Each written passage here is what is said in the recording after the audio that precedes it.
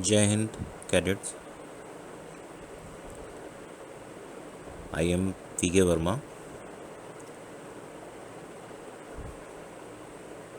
Today we are going to start the chapter, the very first online class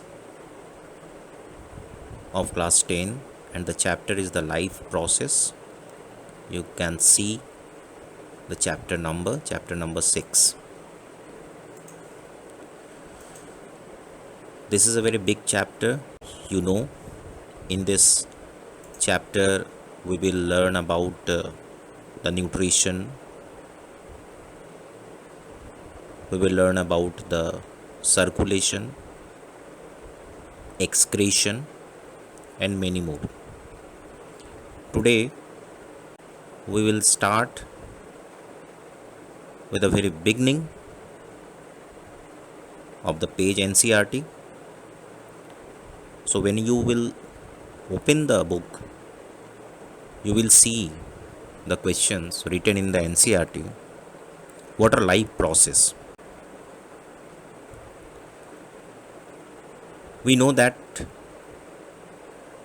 what is the difference between alive and what is non-alive. If we see a dog running, or a cow chewing cud, or a man shouting loudly on the street, we know that these are living beings. What if the dog or the cow or the man were asleep? What?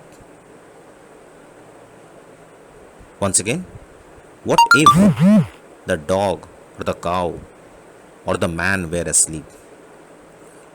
We would still think that they were alive. But how did we know that? How did? We see them breathing and we know that they are alive. What about plants? How do we know that they are alive? We see them green. Some of us will say, but what about plants that have leaves of colors other than green? Those plants, they don't have the green leaves. Then how do they survive? They grow over time, so we know that they are alive. Some will say, but in other words, we tend to think of some of sort of the next movement, either growth related or not, as a common evidence for being alive. So, from the NCERT book, whatever I have told you, you will get the answer. What are life process? The maintenance functions of living organism that must go on even when they are not doing anything particular. Even when we are just sitting in class, even we are just asleep, this maintenance job has to go on.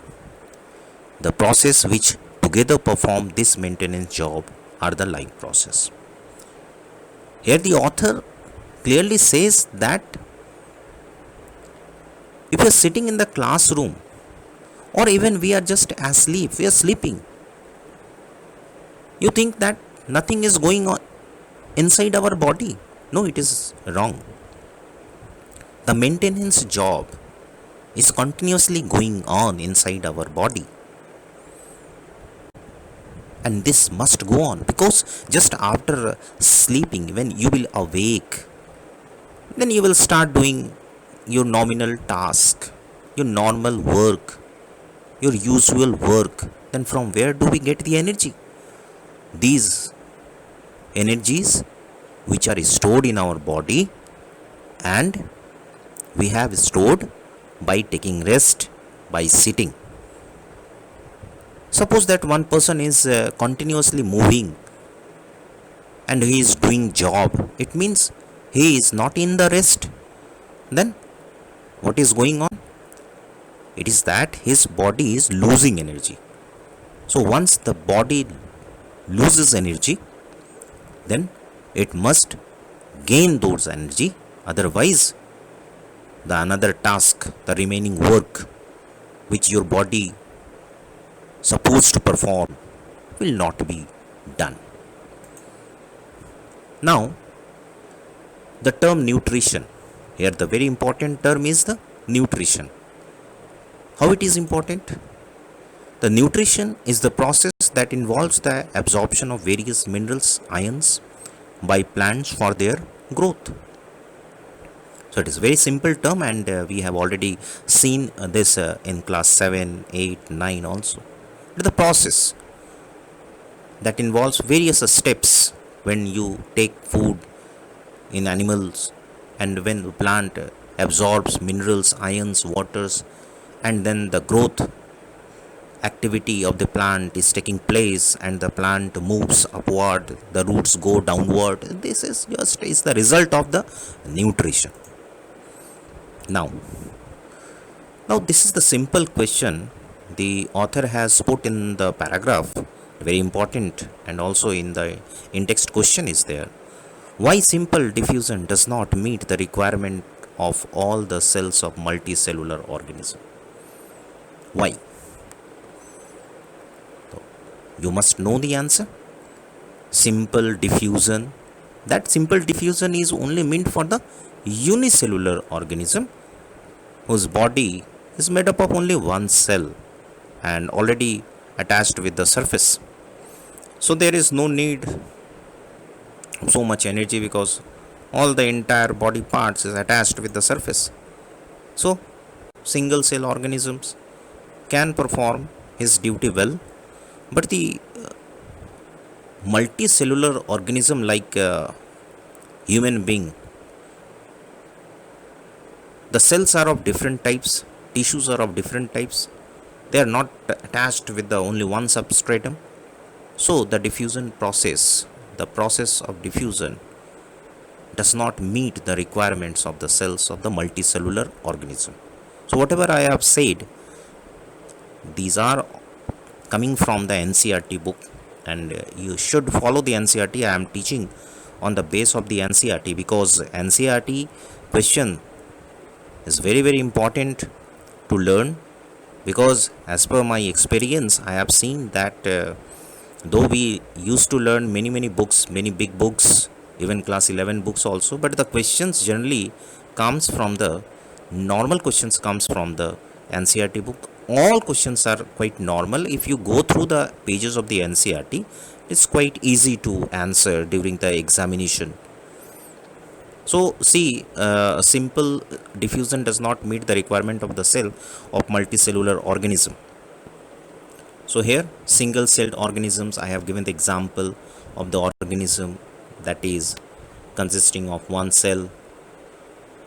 For example, bacteria, E. coli bacteria, Nitrospirae, Streptobacillus, planktomycetes, diatoms, photosynthetic algae it is, brewer's yeast, amoeba, paramecium, euglena, phytoplankton. These are all single celled organisms, because I have seen that most of the cadets only give one or two examples, like a very learned example is the amoeba, euglena, that is already taught in class 9, but you should just pick up some of the big examples also from other books also. So I have given new examples to go through that. Here I have given the Nitrospirae.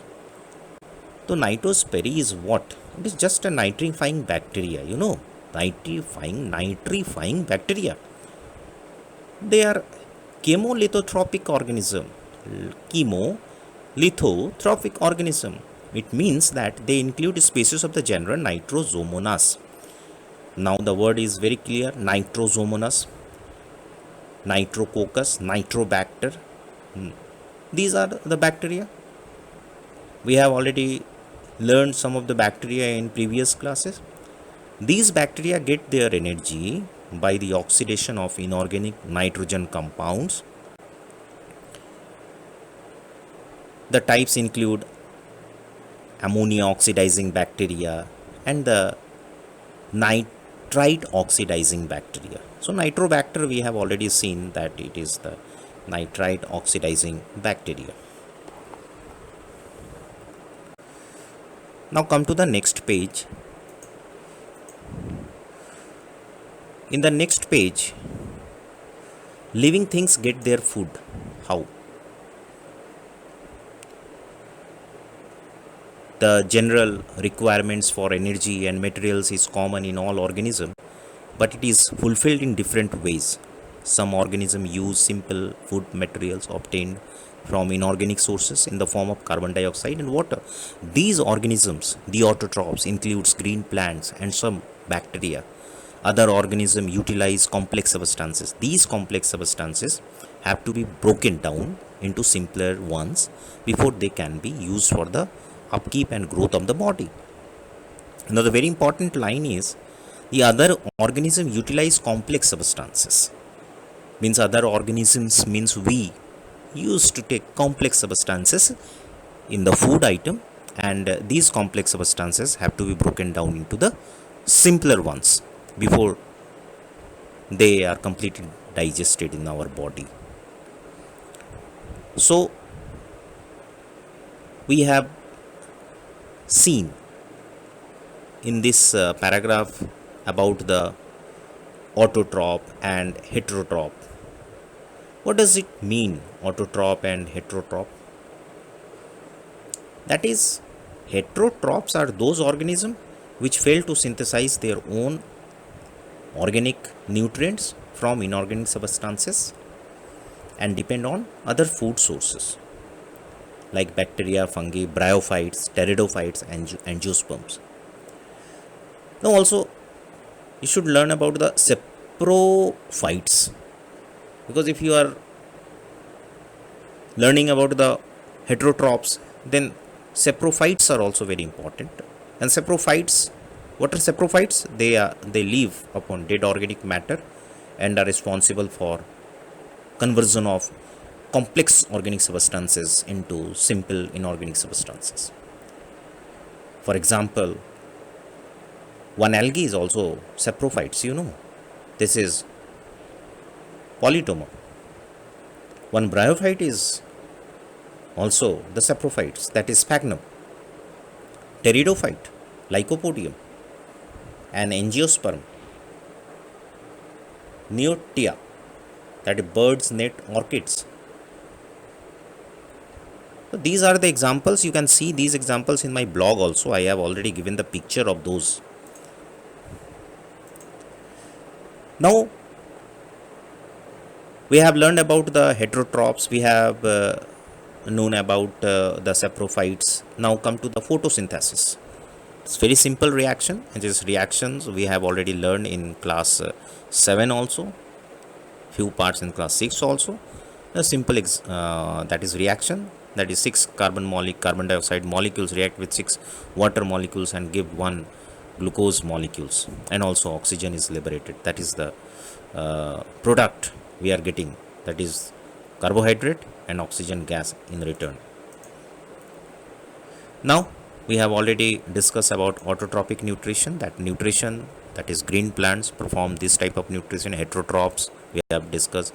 Heterotrophic plants we have also discussed. Saprophytes, sorry, it is written 2 times. It means that we have already learned, and you have to make all these title as important notes, because these generally comes in the examination. And if you want to go through in deep, then you should just go through my blog. It's my blog address. You click it and you will learn many things from here also. Now see this picture. Can you guess from where we have which part of the plant having this type of picture? Correctly, you have guessed rightly. It is a plant leaf part.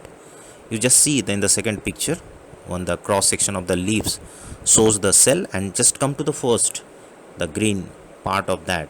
Here we have seen that it is written upper epidermis, chloroplast, and the systematically arranged cell below the upper epidermis. In picture 1 you just see that in picture 1 the layer is called the palisade layer. It is mesophyll cells, and mesophyll cells again is there, but most you can see the number of gaps are there, and these are not uniformly arranged. These are called a spongy layer, and just below the spongy layer you see one open door is open, that is the stomata, and it is the lower epidermis, and one pore is there.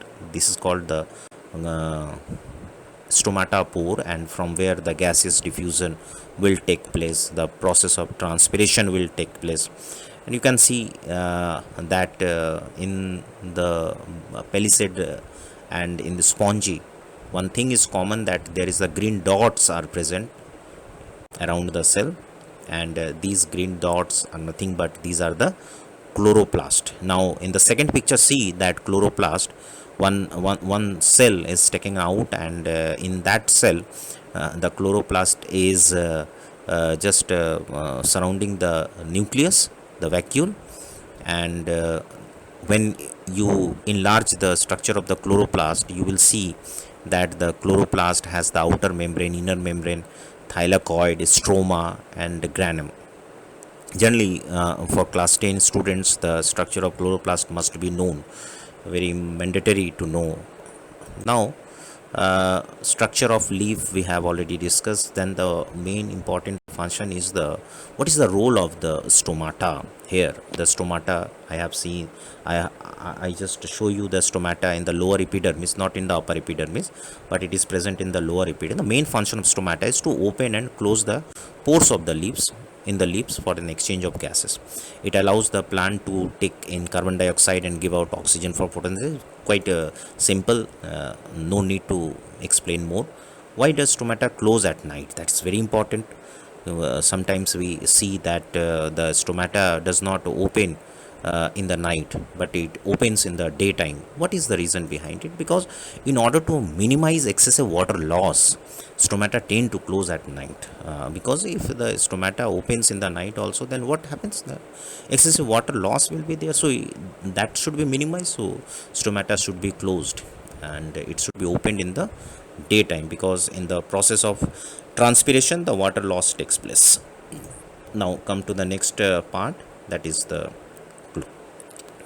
chlorophyll pigments. The photosynthetic pigments are of two types, chlorophylls and carotenoids. Basically, class 10 students, you should learn about chlorophyll A and chlorophyll B. These are the main photosynthetic pigment. Apart from that, bacterial chlorophyll is also there in prokaryotes, and carotenoids is also a pigment, but it is not a chlorophyll pigment. It is a pigment, right now. And you just see that these pigments, chlorophyll pigments, help in the process of light reaction, and the photosynthetic reaction. How light reaction takes place? The overall purpose of the light dependent reaction is to convert light energy into chemical energy. The chemical energy will be used in the Calvin cycle to fuel the assembly of sugar molecules. It means light reactions, very important part of the photosynthesis. Here the pigment chlorophyll absorbs the light and it get excited, and then due to the excitation the water is getting broken down. This is called the photolysis of water, very very important. And due to the photolysis of water, oxygen molecules comes out, and we take oxygen because of the photolysis, but in return photolysis also supply the hydrogen atom, right now, for the making of the energy particle, that is NADP and ATP. So this is NADP converted into NADPH2. You will learn deeply when you go to in class 11, but here only a few parts is required. Now this is the light dependent reaction is there. Now come to this picture. You can see this picture here. I have already given the photolysis in the lower portion, lower part. H2O is broken down half molecule of oxygen and 2 hydrogen ion, and you see that light is falling over the photosynthetic pigment, that is chlorophyll, and it is getting excited, and then the transfer of electron taking place, and during the transfer of electron the water is also broken down. So this is the photosynthetic pigment, and in this way the light reaction is taking place along with the photolysis of water. The question comes, why is photolysis of water so important? So it is important because we know that energy currency which is used in plant, that is energy currency, NADPH, it is a full form is nicotinamide adenine diphosphate hydrogen, and ATP, adenosine triphosphate. That is very important energy currency, and it is required for the formation of glucose molecules during the dark phase. So the light phase gives the oxygen as well as these two energy currencies, NADPH and ATP. And what happens in the dark phase? The dark phase gives the glucose molecules. So in brief, we can say that light and dark reactions. So light reactions need light to produce organic energy molecules, ATP and NADPH, we have already discussed, and dark reaction make use of these organic energy molecules, that is ATP and NADPH, in the help of Calvin cycle they turn it into the glucose. So in short, we summarize that photosynthesis proceeds through a series of steps. Water enters the plant through the roots and travels up to the leaves. Carbon dioxide enters the leaves thoroughly through tiny pores called stomata. Inside the chloroplast, chlorophyll captures energy from sunlight. This energy then drives a series of chemical reactions between carbon dioxide and water, changing them into glucose and oxygen. So when you will go through this video 2 times 3 times, you will automatically get the very interesting informations. All these informations are not only interesting but is very important, because I have just made and extracted those informations on the view of the questions, the frequency of questions. I have seen 10 years questions, that the NCERT, when you go through the NCERT deeply and just pay proper attention to the new words, automatically this will be very helpful for you to take the very good score, the very good marks. Now it is final. The video is going to be an end, and I am giving you some assignment. The first question is, what is chlorophyll? What part does chlorophyll play in photosynthesis? You can give answer very easily. Which simple food is prepared first in the process of photosynthesis? Name the food which gets stored in the leaves. Okay, photosynthesis converts energy X into energy Y. What are X and Y? Identify. Okay, what are light and dark reaction in photosynthesis? What is photolysis of water? Now we have completed only up to 2 pages, 2.5 pages of the chapter life process. So it is not completed already. We have to learn.